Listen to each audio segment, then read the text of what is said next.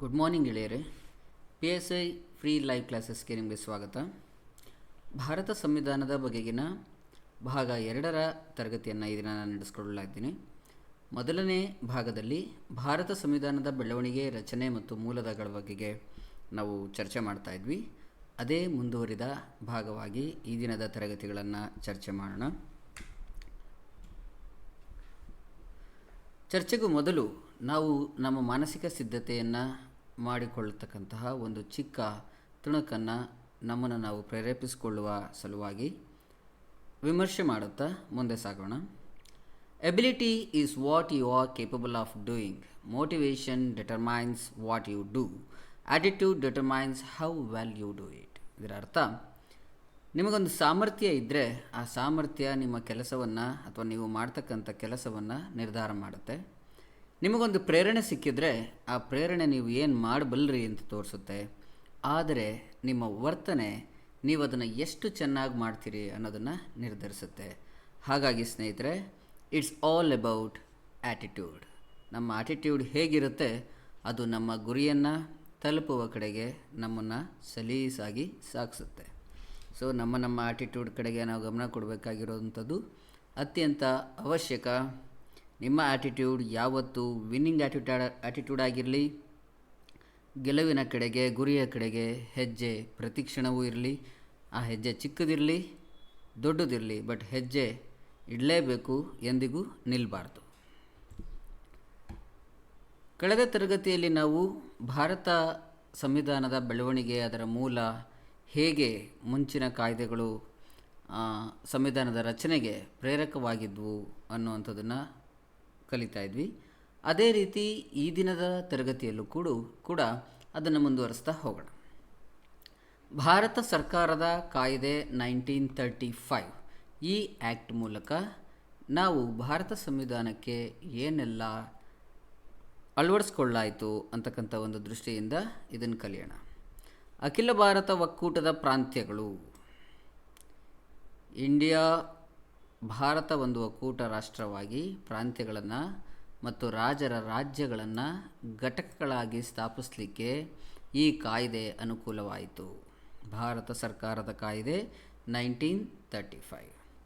ಇದರ ಮೂಲಕ 2 ಅಥವಾ ಹೆಚ್ಚಿನ ಪ್ರಾಂತ್ಯಗಳಿಗೆ ಭಾರತೀಯ ರಿಸರ್ವ್ ಬ್ಯಾಂಕ್, ಫೆಡರಲ್ ನ್ಯಾಯಾಲಯ ಮತ್ತು ಸಾರ್ವಜನಿಕ ಸೇವಾ ಆಯೋಗ ಮತ್ತು ಪ್ರಾಂತೀಯ ಸಾರ್ವಜನಿಕ ಸೇವಾ ಆಯೋಗ ಹಾಗೂ ಜಂಟಿ ಸಾರ್ವಜನಿಕ ಸೇವಾ ಆಯೋಗ ಸಂಸ್ಥೆಗಳನ್ನು ಸ್ಥಾಪನೆ ಮಾಡಲಾಯಿತು. ನೋಡಿ, ಈ ಸಂಸ್ಥೆಗಳಲ್ಲಿ ಸ್ವಾತಂತ್ರ್ಯ ಬರೋದಕ್ಕಿಂತ ಮುಂಚೆ ಸ್ಥಾಪಿಸ್ತಿರ್ತಕ್ಕಂಥ ಈ ಸಂಸ್ಥೆಗಳು, ಭಾರತೀಯ ರಿಸರ್ವ್ ಬ್ಯಾಂಕ್ RBI ಇವತ್ತಿಗೂ ಇದೆ. ಫೆಡರಲ್ ನ್ಯಾಯಾಲಯ, ಫೆಡರಲ್ ನ್ಯಾಯ ವ್ಯವಸ್ಥೆಯಲ್ಲಿ ಇದ್ದೀವಿ ನಾವು ಇವಾಗ. ಸಾರ್ವಜನಿಕ ಸೇವಾ ಆಯೋಗ ಇದೆ, ಅದೇ ಯೂನಿಯನ್ ಪಬ್ಲಿಕ್ ಸರ್ವಿಸ್ ಕಮಿಷನ್ ಹೇಳ್ತೀವಿ. KPSC ಆ ಥರದ್ದು ಸ್ಟೇಟ್ ಸಾರ್ವಜನಿಕ ಸೇವಾ ಆಯೋಗಗಳು, ಪ್ರಾಂತೀಯ ಸೇವಾ ಆಯೋಗಗಳು, ಅದೇ ಒಂದು ಕಲ್ಪನೆ. ಜಂಟಿ ಸಾರ್ವಜನಿಕ ಸೇವಾ ಆಯೋಗಗಳು, ಇವುಗಳನ್ನು ಸ್ಥಾಪನೆ ಮಾಡಲಾಯಿತು. ಫೆಡರಲ್ ಪ್ರಾಂತೀಯ ಮತ್ತು ಏಕಕಾಲೀನ ಪಟ್ಟಿಗಳನ್ನು, ಅಂದರೆ ಕನ್ಕರೆಂಟ್ ಲಿಸ್ಟ್, ಸ್ಟೇಟ್ ಲಿಸ್ಟ್ ಮತ್ತು ಸೆಂಟ್ರಲ್ ಲಿಸ್ಟ್, ಈ ಪಟ್ಟಿಗಳನ್ನ ಈ ಫೆಡರಲ್ ಪ್ರಾಂತೀಯ ಮತ್ತು ಏಕಕಾಲೀನ ಸಮವರ್ತಿ ಪಟ್ಟಿ ಅಂತಲೂ ಹೇಳ್ತಾರೆ. ಈ ಪಟ್ಟಿಗಳನ್ನು ಪರಿಚಯಿಸಲಾಯಿತು, ಲಿಸ್ಟನ್ನು. ಅದನ್ನು ಕೂಡ ನಾವು ಮಾರ್ಪಾಡಾದ ಪದಗಳೊಂದಿಗೆ ಇವತ್ತಿಗೂ ಕೂಡ ಈ ಕಾನ್ಸೆಪ್ಟನ್ನು ಬಳಸ್ತಾ ಇದ್ದೀವಿ. ಈ ಕಾಯ್ದೆಯ ಮೂಲಕ ಪ್ರಾಂತೀಯ ಸ್ವಾಯತ್ತತೆ, ಅಂದರೆ ಸ್ಟೇಟಿಗಿರ್ತಕ್ಕಂಥ ಸ್ವಯಂ ಆಡಳಿತ ಅಧಿಕಾರ ಏನಿರುತ್ತೆ, ಅಲ್ಲಿ ದ್ವಿಪ್ರಭುತ್ವವನ್ನು ಅಥವಾ ಡ್ಯುಯಲ್ ಗವರ್ನಮೆಂಟನ್ನು ರದ್ದುಗೊಳಿಸಿ ಕೇಂದ್ರದಲ್ಲಿ ದ್ವಿಪ್ರಭುತ್ವ ಮತ್ತು ಪ್ರಾಂತ್ಯಗಳಲ್ಲಿ ದ್ವಿಸದಸ್ಯತೆಯನ್ನು ಪರಿಚಯಿಸಲಾಯಿತು. ಈ ಪ್ರಾಂತ್ಯಗಳಲ್ಲಿ ಜವಾಬ್ದಾರಿಯುತ ಸರ್ಕಾರಗಳನ್ನು ಪರಿಚಯ ಮಾಡಲಾಯಿತು. ರೆಸ್ಪಾನ್ಸಿಬಲ್ ಗವರ್ನಮೆಂಟ್ ಅಂತ ಏನು ಹೇಳ್ತೀವಿ, ಆ ಒಂದು ಕಾನ್ಸೆಪ್ಟನ್ನು ಭಾರತ ಸರ್ಕಾರ ಕಾಯ್ದೆ 1935 ಮೂಲಕ ಪರಿಚಯ ಮಾಡಲಾಯಿತು. ನಾನು ಕಳೆದ ತರಗತಿಯಲ್ಲಿ ಹೇಳಿದ ಹಾಗೆ ಈ ಒಂದು ಹೆಡ್ಡಿಂಗ್ ನಡಿಯಲ್ಲಿ ಬರ್ತಕ್ಕಂಥ ಇಂಪಾರ್ಟೆಂಟ್ ಫ್ಯಾಕ್ಟ್ಸ್ಗಳ ಮೇಲೆ ಹೆಚ್ಚು ಕ್ವಶನ್ಸ್ಗಳನ್ನು ಮ್ಯಾಚ್ ಆಫ್ ಫಾಲೋಯಿಂಗ್ ಮೂಲಕ, MCQs ಮೂಲಕ, ಮ್ಯಾಚ್ ದ ಟೇಬಲ್ ಮೂಲಕ, ಅಂದರೆ ಎಬಿ ಪಟ್ಟಿ ಮ್ಯಾಚ್ ಮಾಡ್ತೀವಲ್ಲ ಅದರ ಮೂಲಕ ಒಂದು ಮೈಂಡ್ ಗೇಮ್ ಮಾಡ್ತಾ ನೀವು ಕಲಿತಾ ಕಲಿತಾ ನೆನಪಲ್ಲಿ ಇಟ್ಕೋಬೋದು. ಕನ್ಫ್ಯೂಷನ್ ಕ್ರಿಯೇಟ್ ಮಾಡಿ ನೀವೇ ಸೊಲ್ಯೂಷನ್ ಹುಡ್ಕೋವಂಥ ಮೆಥಡಲ್ಲಿ ನಿಮಗೆ ಅದು ತುಂಬ ಬೇಗ ಮನದಟ್ಟಾಗುತ್ತೆ. ಅದನ್ನು ಆ ಒಂದು ರೀತಿಯಲ್ಲಿ ಕಲಿಯೋದನ್ನು ನೀವು ಯಾವುದೇ ಕಾರಣಕ್ಕೂ ನೆಗ್ಲೆಕ್ಟ್ ಮಾಡಬೇಡಿ. ಇನ್ನು ಮುಂದಿನ ಒಂದು ಮೈಲಿಗಲ್ಲು ಏನಂತ ಹೇಳಿದ್ರೆ ಆಗಸ್ಟ್ ಅಫರ್ 1940.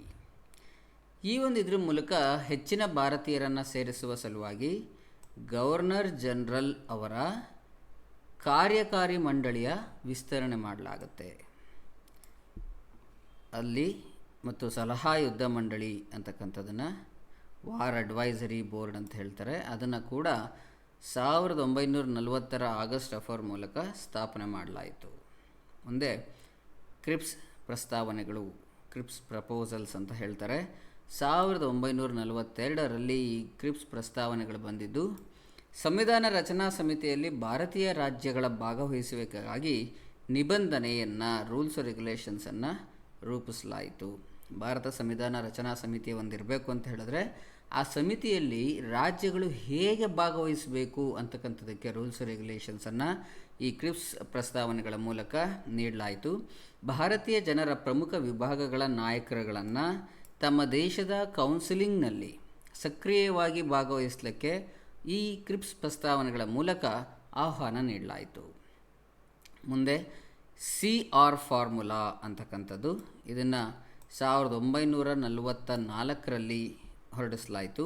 ಈ ಫಾರ್ಮುಲಾವನ್ನು ತಂದುವಂಥವರು CR ರಾಜಗೋಪಾಲಾಚಾರಿ. ಇವರು ಮುಸ್ಲಿಂ ಲೀಗ್ ಸಂಪೂರ್ಣ ಸ್ವಾತಂತ್ರ್ಯಕ್ಕಾಗಿ ಕಾಂಗ್ರೆಸ್ ಬೇಡಿಕೆಯನ್ನು ಬೆಂಬಲಿಸಲಿಕ್ಕೆ ಅನುಕೂಲವಾಗೋ ರೀತಿಯಲ್ಲಿ CR ಸೂತ್ರವನ್ನು ನೀಡ್ತಾರೆ. ಕೇಳ್ಬೋದು ಕ್ವಶನ್ನು, CR ಸೂತ್ರವನ್ನು ಮಂಡಿಸಿದವರು ಯಾರು ಅಥವಾ ಯಾರು ತಂದರು ಅಂತ ಕೇಳ್ಬೋದು. ಮುಂದೆ ಹೋಗೋಣ.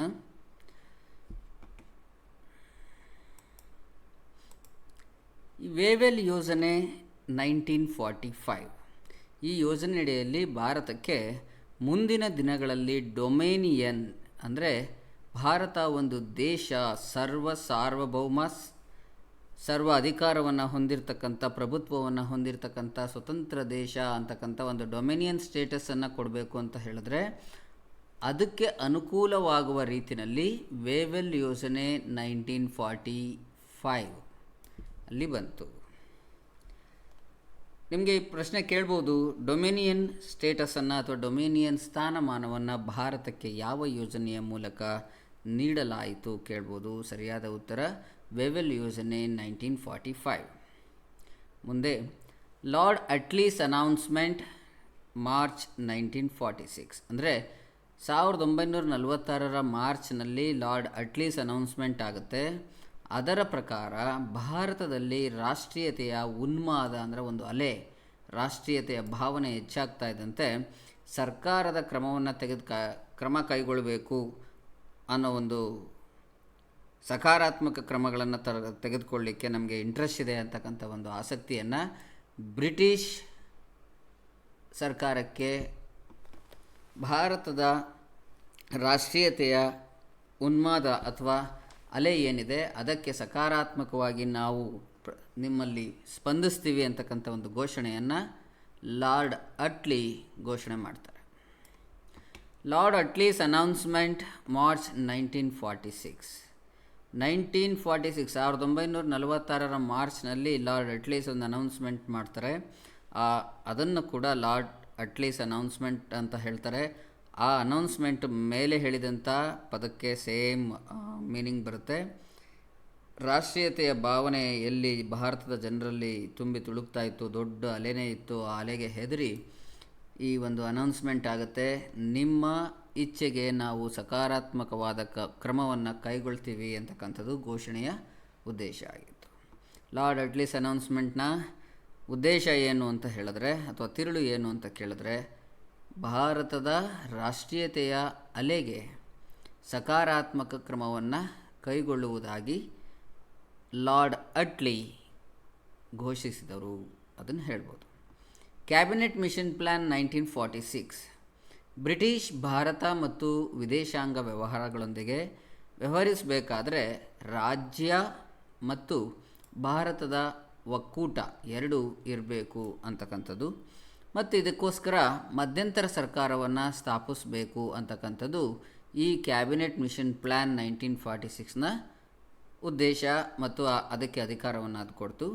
ದೇಶದ ಭವಿಷ್ಯದ ಸರ್ಕಾರವನ್ನು ಸಂವಿಧಾನವನ್ನು ರೂಪಿಸಬೇಕು ಅಂತ ಹೇಳಿದ್ರೆ ಇದು ಅಗತ್ಯ, ಒಂದು ಸಂವಿಧಾನದ ಸಭೆ ಅಗತ್ಯ ಇದೆ. ಆ ಸಭೆಯನ್ನು ಸ್ಥಾಪಿಸಲಿಕ್ಕೋಸ್ಕರ ಕ್ಯಾಬಿನೆಟ್ ಮಿಷನ್ ಪ್ಲ್ಯಾನ್ ಮೂಲಕ ಪರ್ಮಿಷನನ್ನು ನೀಡಲಾಯಿತು. ಮುಂದೆ ಭಾರತೀಯ ಸ್ವತಂತ್ರ ಕಾಯ್ದೆ 1947, 1947ರ ಭಾರತ ಸ್ವತಂತ್ರ ಕಾಯ್ದೆ ಅಂತ ಹೇಳ್ಬೋದು ಇದನ್ನು. ಈ ಕಾಯ್ದೆಯ ಮೂಲಕ ಭಾರತವನ್ನು ಸ್ವತಂತ್ರ ಮತ್ತು ಸಾರ್ವಭೌಮ ರಾಷ್ಟ್ರವೆಂದು ಘೋಷಣೆ ಮಾಡಲಾಯಿತು. ಇದರ ಬಗ್ಗೆ ಎಷ್ಟೊಂದು ಸರಿ ಕ್ವಶನ್ ಕೇಳಿದರೆ, ಭಾರತವನ್ನು ಸ್ವತಂತ್ರ ಮತ್ತು ಸಾರ್ವಭೌಮ ರಾಷ್ಟ್ರವೆಂದು ಹೇಗೆ ಘೋಷಣೆ ಮಾಡಲಾಯಿತು ಅಂತ ಹೇಳಿದ್ರೆ ಥ್ರೂ ಭಾರತ ಸ್ವತಂತ್ರ ಕಾಯ್ದೆ 1947 ಅಂತ ಹೇಳ್ಬೋದು. ಕೇಂದ್ರ ಮತ್ತು ಪ್ರಾಂತ್ಯಗಳಲ್ಲಿ ಜವಾಬ್ದಾರಿಯುತ ಸರ್ಕಾರವನ್ನು ಸ್ಥಾಪಿಸಲಾಯಿತು. ಈ ಕಾಯ್ದೆಯ ಮೂಲಕ ಕೇಂದ್ರದಲ್ಲಿ ಮತ್ತು ಪ್ರಾಂತ್ಯಗಳಲ್ಲಿ ಅಂದರೆ ಸ್ಟೇಟ್ಗಳಲ್ಲಿ ರೆಸ್ಪಾನ್ಸಿಬಲ್ ಗವರ್ನಮೆಂಟನ್ನು ಸ್ಥಾಪಿಸಲಾಯಿತು. ಭಾರತ ಗವರ್ನರ್ ಜನರಲ್ ಮತ್ತು ಪ್ರಾಂತೀಯ ಗವರ್ನರ್ಗಳು ಅಂದರೆ ರಾಜ್ಯಪಾಲರು ಸಂವಿಧಾನಿಕ ಮುಖ್ಯಸ್ಥರು ಮತ್ತು ನಾಮಮಾತ್ರದ ಮುಖ್ಯಸ್ಥರು ಅಂತ ಪರಿಗಣಿಸಲಾಯಿತು.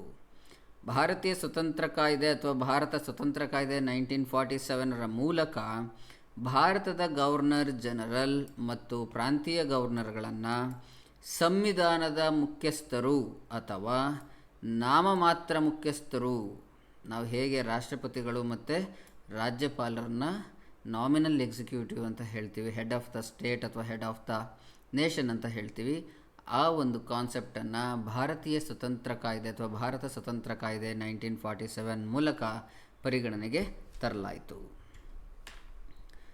ಲಾರ್ಡ್ ಮೌಂಟ್ ಬ್ಯಾಟನ್ ಸ್ವತಂತ್ರ ಭಾರತದ ಮೊದಲ ಗವರ್ನರ್ ಜನರಲ್ ಅಂತ ಅನ್ನಿಸ್ಕೊತಾನೆ. ಯಾರು? ಲಾರ್ಡ್ ಮೌಂಟ್ ಬ್ಯಾಟನ್ ಅಂತಕ್ಕಂಥವನು ಸ್ವತಂತ್ರ ಭಾರತದ ಮೊದಲ ಗವರ್ನರ್ ಜನರಲ್ ಮತ್ತು ಮೊದಲ ಮತ್ತು ಕೊನೆಯ ಭಾರತೀಯ ಗವರ್ನರ್ ಜನರಲ್ ಆಗಿ ಸಿ ರಾಜಗೋಪಾಲಾಚಾರಿ ಅವರು ಪರಿಗಣಿಸಲ್ಪಡ್ತಾರೆ. ಈ ನಂತರ ಮಧ್ಯಂತರ ಸರ್ಕಾರವನ್ನು ರಚನೆ ಮಾಡಲಾಗುತ್ತೆ. ಇದರ ಮೂಲಕ ಅದು 1946 1946ರಲ್ಲಿ ಮಧ್ಯಂತರ ಸರ್ಕಾರ ಅಂದರೆ ಸ್ವತಂತ್ರವನ್ನು ಪಡೆದು ಮತ್ತೊಂದು ಸರ್ಕಾರವನ್ನು ರಚನೆ ಮಾಡಲಿಕ್ಕೆ ಮುಂಚೆ ಬಂದಂತಹ ಒಂದು ಸರ್ಕಾರವನ್ನು ಮಧ್ಯಂತರ ಸರ್ಕಾರ, ಇಂಟ್ರಿಯಮ್ ಗವರ್ನಮೆಂಟ್ ಅಂತ ಏನು ಹೇಳ್ತೀವಿ, ಅದರಲ್ಲಿ ಯಾರ್ಯಾರಿಗೆ ಯಾವ ಇಲಾಖೆಗಳನ್ನು ಅಥವಾ ಖಾತೆಗಳನ್ನು ನಿರ್ವಹಿಸಲಿಕ್ಕೆ ನೇಮಿಸಲಾಗಿತ್ತು ಅಥವಾ ಕೊಡಲಾಗಿತ್ತು ಅನ್ನೋಂಥದ್ದು ಜವಾಹರ್ಲಾಲ್ ನೆಹರು ಅವರಿಗೆ ವಿದೇಶ ವ್ಯವಹಾರಗಳು ಮತ್ತು ಕಾಮನ್ವೆಲ್ತ್ ಸಂಬಂಧಗಳ ಕುರಿತಂಥ ಒಂದು ಇಲಾಖೆ. ಸರ್ದಾರ್ ವಲ್ಲಭಾಯ್ ಪಟೇಲ್ ಅವರಿಗೆ ಗೃಹ, ಮಾಹಿತಿ ಮತ್ತು ಪ್ರಸಾರ. ಡಾಕ್ಟರ್ ರಾಜೇಂದ್ರ ಪ್ರಸಾದ್ ಅವರಿಗೆ ಆಹಾರ ಮತ್ತು ಕೃಷಿ. ಡಾಕ್ಟರ್ ಜಾನ್ ಮಥಾಯಿ ಅವರಿಗೆ ಕೈಗಾರಿಕೆಗಳು ಮತ್ತು ಸರಬರಾಜು. ಜಗ್ವಿಜಾನ್ ರಾಮ್ ಅವರಿಗೆ ಕಾರ್ಮಿಕ ಇಲಾಖೆ. ಸರ್ದಾರ್ ಬಲ್ದೇವ್ ಸಿಂಗ್ ಅವರಿಗೆ ರಕ್ಷಣಾ ಸಚಿವಾಲಯ. CH ಭಾಬಾ ಅವರಿಗೆ works, mines and powers. Liaquat Ali Khan ಅವರಿಗೆ ಫಿನಾನ್ಸ್, ಹಣಕಾಸು. ಅಬ್ದುರ್ ರಬ್ ನಿಷ್ತಾರ್ ಅವರಿಗೆ ಪೋಸ್ಟರ್ ಮತ್ತು ಏರ್. ಅಸಫ್ ಅಲಿ ಅವರಿಗೆ ರೈಲ್ವೆ ಮತ್ತು ಸಾರಿಗೆ. ಸಿ ರಾಜಗೋಪಾಲಾಚಾರಿ ಅವರಿಗೆ ಶಿಕ್ಷಣ ಮತ್ತು ಕಲೆ. ಚುಂಡ್ರಿಗರ್ ಅವರಿಗೆ ವಾಣಿಜ್ಯ, ಕಾಮರ್ಸ್ ಅಂತ ಹೇಳ್ತೀವಿ ಅದು. ಗಜ್ನಾಫರ್ ಅಲಿ ಖಾನ್ ಅವರಿಗೆ ಆರೋಗ್ಯ, ಹೆಲ್ತ್. ಜೋಗಿಂದರ್ ನಾಥ್ ಮಂಡಲ್ ಅವರಿಗೆ ಕಾನೂನು. ಈ ಎಲ್ಲ ಕ್ಷೇತ್ರಗಳನ್ನು ನೀವು ನೆನಪಿಟ್ಕೋಬೇಕಾಗಿಲ್ಲ. ರಕ್ಷಣಾ, ಹಣಕಾಸು, ಗೃಹ, ಶಿಕ್ಷಣ, ಈ ಥರದ ಕೈಗಾರಿಕೆಗಳು, ಈ ಥರದ್ದು ಕೆಲವೊಂದನ್ನು ನೀವು ಖಂಡಿತವಾಗಿ ನೆನಪಲ್ಲಿ ಇಟ್ಕೋಬೇಕಾಗತ್ತೆ. ಆನಂತರ ಇಂಟ್ರಿಯಮ್ ಗವರ್ನಮೆಂಟ್ ನಂತರ ಸ್ವತಂತ್ರ ಭಾರತದ ಮೊದಲ ಕ್ಯಾಬಿನೆಟ್ 1947 ಮೊದಲ ಕ್ಯಾಬಿನೆಟ್. ಇದು ಕ್ಯಾಬಿನೆಟ್ ಸಚಿವರು ಯಾರ್ಯಾರಾಗಿದ್ದರು, ಯಾವ ಖಾತೆಗಳನ್ನು ಅವರಿಗೆ ನೀಡಲಾಗಿತ್ತು ಅಂತ. ಜವಾಹರ್ಲಾಲ್ ನೆಹರು ಅವ್ರನ್ನ ಪ್ರಧಾನಮಂತ್ರಿಯಾಗಿ, ಅದರ ಜೊತೆಗೆ ವಿದೇಶಾಂಗ ವ್ಯವಹಾರಗಳು, ಕಾಮನ್ವೆಲ್ತ್ ಸಂಬಂಧ, ವೈಜ್ಞಾನಿಕ ಸಂಶೋಧನೆ ಮುಂತಾದ ಇಲಾಖೆಗಳನ್ನು ಅಥವಾ ಸಚಿವಾಲಯಗಳನ್ನು ಅವರು ನಿಭಾಯಿಸ್ತಾಯಿದ್ರು. ಸರ್ದಾರ್ ವಲ್ಲಭಾಯ್ ಪಟೇಲ್ ಅವರು ಗೃಹ, ಮಾಹಿತಿ ಮತ್ತು ಪ್ರಸಾರ ಮತ್ತು ಸ್ಟೇಟ್ ರಾಜ್ಯಗಳ ಇಲಾಖೆಗಳನ್ನು, ಡಾಕ್ಟರ್ ರಾಜೇಂದ್ರ ಪ್ರಸಾದ್ ಅವರು ಆಹಾರ ಮತ್ತು ಕೃಷಿ ಇಲಾಖೆಯನ್ನು, ಮೌಲಾನಾ ಅಬುಲ್ ಕಲಾಂ ಆಜಾದ್ ಅವರು ಶಿಕ್ಷಣ ಇಲಾಖೆಯನ್ನು, ಡಾಕ್ಟರ್ ಜಾನ್ ಮತಾಯ್ ಅವರು ರೈಲ್ವೆ ಮತ್ತು ಸಾರಿಗೆ ಇಲಾಖೆಯನ್ನು, ಆರ್ ಕೆ ಷಣ್ಮುಗಂ ಚೆಟ್ಟಿ ಅವರು ಹಣಕಾಸು ಫಿನಾನ್ಸ್ ಇಲಾಖೆಯನ್ನು, ಡಾಕ್ಟರ್ ಬಿ ಆರ್ ಅಂಬೇಡ್ಕರ್ ಅವರು ಕಾನೂನು ಇಲಾಖೆಯನ್ನು, ಜಗಜೀವನ್ ರಾಮ್ ಅವರು ಕಾರ್ಮಿಕ ಇಲಾಖೆಯನ್ನು, ಸರ್ದಾರ್ ಬಲ್ದೇವ್ ಸಿಂಗ್ ಅವರು ರಕ್ಷಣಾ ಇಲಾಖೆಯನ್ನು, ರಾಜ್ಕುಮಾರಿ ಅಮೃತ್ ಕೌರ್ ಅವರು ಆರೋಗ್ಯ ಮತ್ತು ಸಿ ಎಚ್ ಬಾಬಾ ಅವರು ವಾಣಿಜ್ಯ, ರಫಿ ಅಹಮದ್ ಕಿದ್ವಾಯಿ ಅವರು ಸಂವಹನ ಕಮ್ಯುನಿಕೇಷನ್, ಡಾಕ್ಟರ್ ಶ್ಯಾಮ್ ಪ್ರಸಾದ್ ಮುಖರ್ಜಿ ಅವರು ಕೈಗಾರಿಕೆಗಳು ಮತ್ತು ಸರಬರಾಜು ಇಲಾಖೆಯನ್ನು, ವಿ ಎನ್ ಗಾದಿಲ್ ಅಂತಕ್ಕಂಥವರು ವರ್ಕ್ಸ್ ಮೈನ್ಸ್ ಆ್ಯಂಡ್ ಪವರ್ಸನ್ನು ಒಳಗೊಂಡಂತಹ ಸ್ವತಂತ್ರ ಭಾರತದ ಮೊದಲ ಕ್ಯಾಬಿನೆಟ್ ದರ್ಜೆಯ ಸಚಿವರುಗಳಾಗಿದ್ದರು. ಜೊತೆಗೆ ಈ ಎಲ್ಲ ಮೈಲುಗಲ್ಲುಗಳ ಮೂಲಕ ನಮ್ಮ ಭಾರತ ಸಂವಿಧಾನ ಐತಿಹಾಸಿಕವಾಗಿ ರಚನೆ ಆಯಿತು ಅನ್ನೋದ್ರ ಜೊತೆಗೆ ಕೆಲವು ಮೂಲಗಳಿಂದ ಬೇರೆ ದೇಶಗಳ ಸಂವಿಧಾನಗಳಿಂದ ಕೂಡ ನಮ್ಮ ಸಂವಿಧಾನಕ್ಕೆ ಕೆಲವೊಂದು ಕಾನ್ಸೆಪ್ಟ್ಗಳನ್ನು ಎರವಲು ಪಡ್ಕೊಳ್ಳಲಾಗಿದೆ. ಅವು ಯಾವ್ಯಾವು ಅಂತ ತಿಳ್ಕೊಳ್ಳೋಣ. ಅವುಗಳ ಬಗ್ಗೆಯೂ ತುಂಬ ಸರಿ ಕ್ವಶನ್ಗಳನ್ನ ಕೇಳಲಾಗಿದೆ. ಇದನ್ನು ಅಷ್ಟೇ ನೀವು ಮ್ಯಾಚ್ ದ ಫಾಲೋಯಿಂಗ್ ಅಥವಾ ಫಿಲ್ ಇನ್ ದ ಬ್ಲ್ಯಾಂಕ್ಸ್ ಮೂಲಕ ಇಲ್ಲ MCQs ಸ್ಟ್ಯಾಂಡರ್ಡ್ MCQs ಮೂಲಕ ನೀವು ಇದನ್ನು ಕಲಿಬೇಕು. ಆವಾಗಲೇ ನಿಮಗೆ ಕನ್ಫ್ಯೂಷನ್ಸ್ ಹೋಗುತ್ತೆ. ಭಾರತ ಸರ್ಕಾರದ ಕಾಯ್ದೆಯ ಮೂಲಕ ಏನೇನು ಬಂತು ಅಂತ ಹೇಳಿದ್ರೆ, ಫೆಡರಲ್ ಯೋಜನೆ, ತುರ್ತು ಅಧಿಕಾರಗಳ ಘೋಷಣೆ, ರಾಷ್ಟ್ರಪತಿ ಮತ್ತು ರಾಜ್ಯಪಾಲರ ಅಧಿಕಾರ, ರಾಜ್ಯಪಾಲರ ಹುದ್ದೆ, ಸಂಯುಕ್ತ ನ್ಯಾಯಾಂಗದ ಅಧಿಕಾರ, ಕೇಂದ್ರ ಮತ್ತು ರಾಜ್ಯ ಮಟ್ಟದಲ್ಲಿ ಆಡಳಿತ. ನೀವು ಇದನ್ನು ಫಸ್ಟ್ ಲೆಟರ್ಗಳ ಮೂಲಕ ಇಲ್ಲ ಎಷ್ಟು ಈ ಕಾನ್ಸೆಪ್ಟ್ ಅಡಿ ಎಷ್ಟು ಪಾಯಿಂಟ್ಸ್ ಇರುತ್ತೆ ಅನ್ನೋ ಪಾಯಿಂಟ್ಸ್ಗಳನ್ನ ಮಂದಟ್ಟು ಮಾಡ್ಕೊಳ್ಳೋದ್ರ ಮೂಲಕ ಇದನ್ನು ಕಲಿಬೇಕು.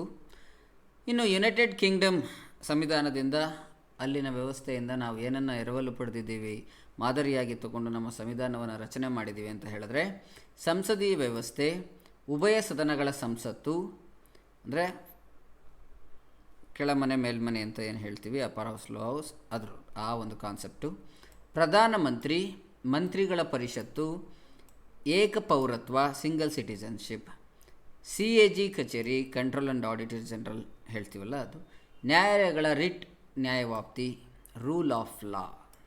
ಇದಿಷ್ಟನ್ನು ಯುನೈಟೆಡ್ ಕಿಂಗ್ಡಮಿಂದ ಆ ಒಂದು ಸಂವಿಧಾನದಿಂದ ನಾವು ಎರವಲು ಪಡೆದಂಥ ಕಾನ್ಸೆಪ್ಟ್ಗಳು ಇವು. ಅಮೇರಿಕ ಸಂವಿಧಾನದಿಂದ ಏನನ್ನು ಪಡೆದಿದ್ದೀವಿ? USA ಸಂವಿಧಾನ, ಯುನೈಟೆಡ್ ಸ್ಟೇಟ್ಸ್ ಆಫ್ ಅಮೇರಿಕಾ. ಲಿಖಿತ ಸಂವಿಧಾನ, ಮೂಲಭೂತ ಹಕ್ಕುಗಳು, ಸರ್ವೋಚ್ಚ ನ್ಯಾಯಾಲಯ. ಇಷ್ಟನ್ನು ನಾವು ಅಮೇರಿಕ ಸಂವಿಧಾನದಿಂದ, ಜೊತೆಗೆ ರಾಷ್ಟ್ರದ ಕಾರ್ಯಕಾರಿ ಮುಖ್ಯಸ್ಥರಾಗಿ ರಾಷ್ಟ್ರಪತಿಗಳು,